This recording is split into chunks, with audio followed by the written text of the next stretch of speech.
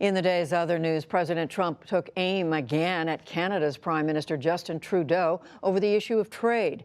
Trudeau had criticized new U.S. tariffs after Mr. Trump left the G7 summit last weekend. Since then, the president has repeatedly attacked him personally and did so again today in Singapore. I have a good relationship with Justin Trudeau. I really did. Other than he had a news conference that he had because he assumed I was in an airplane and I wasn't watching. He learned that's going to cost a lot of money for the people of Canada. He learned you can't do that. Meanwhile, White House trade advisor Peter Navarro has apologized for saying, quote, there is a special place in hell for Trudeau. At a Wall Street Journal conference today, Navarro backtracked, saying, quote, I used language that was inappropriate. That was my mistake. In a much-watched ruling, a federal judge here in Washington has approved AT&T's takeover of Time Warner for $85 billion. Today's decision rejected the federal government's argument that the merger could limit competition and raise costs for consumers. We'll explore this in detail later in the program. In the Mediterranean Sea, some of the 629 migrants stranded on a rescue ship were moved to other vessels today bound for Spain. Italian Navy ships took on the North African migrants. Rome had refused to let them dock in Italy in a battle over EU immigration policy, but Spanish officials opened their ports. It was a decision taken so that a clear message would be sent that in a humanitarian crisis, we could not remain indifferent. The fundamental obligation of a democratic state is not only to strictly follow the rule of law, but also to fulfill responsibilities in the international sphere. The journey to Spain will take 3 to 4 days. Back in this country, a major wildfire in Colorado forced officials to shut down a national forest.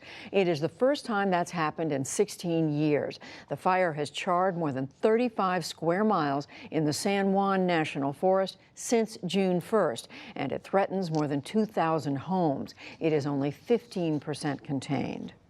A warning today that sexual harassment is widespread in science at the college level.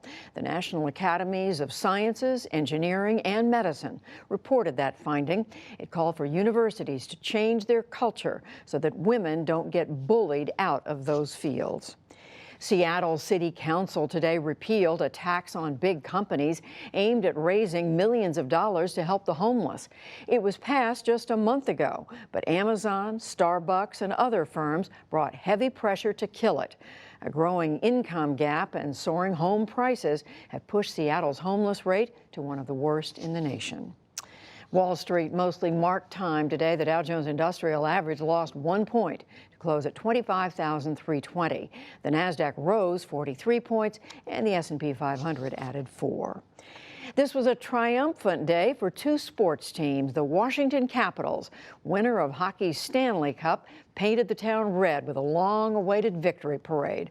Players made their way toward the National Mall with Captain Alex Ovechkin hoisting the cup. Teammate TJ Oshie captured the mood at a rally that followed. Seeing how many people are out here, how many people came out to support us, how many people have supported us since the beginning when apparently we weren't supposed to be very good this year. You know, we love you, and there's been a lot of chants. There's been Let's Go Caps. There's been We Want the Cup. We've heard in the streets, we got the cup. We got a new one for you tonight. Today. Back to back, back to back. Meanwhile, in Oakland, California, the basketball champion Golden State Warriors held their latest victory parade. They have now won 3 titles in the last 4 years. And former President George H.W. Bush turned 94 years old today, the first ex-president to live that long. Mr. Bush marked the occasion at his summer home in Kennebunkport, Maine. He was released from a hospital just 8 days ago after a bout with low blood pressure. Happy birthday. Still to come on the NewsHour, full analysis of the Trump-Kim meeting from U.S. senators and former State Department officials.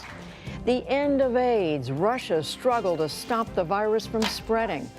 And a merger between AT&T and Time Warner gets the green light. What a judge's ruling means for other business deals.